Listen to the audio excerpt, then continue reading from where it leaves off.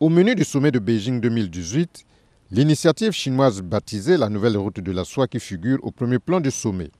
Ainsi, une coordination sera donc établie lors de ce forum entre cette initiative chinoise, l'agenda 2030 du développement durable de l'ONU et l'agenda 2063 de l'Union africaine.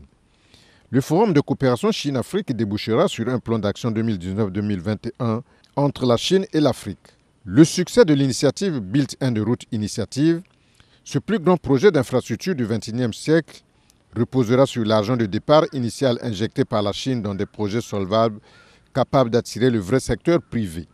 Cette initiative, lancée par le président Xi Jinping en 2013 au Kazakhstan, se présente comme le plus grand projet de capital et risque dans le monde.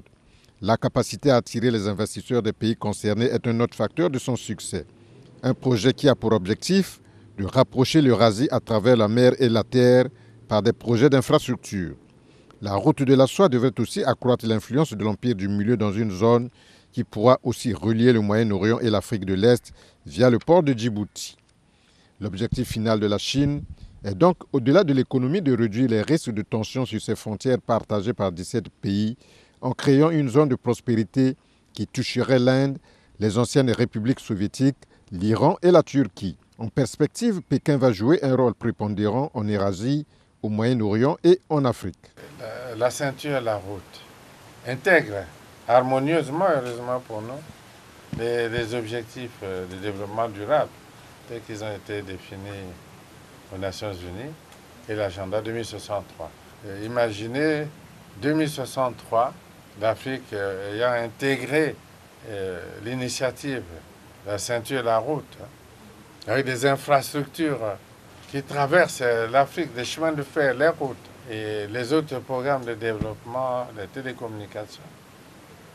Ce continent apportera, à mon avis, quelque chose de très important au reste du monde, avec les ressources naturelles qui sont importantes. Il s'agira aussi de cadres, de jeunes formés, la formation, des gens qualifiés.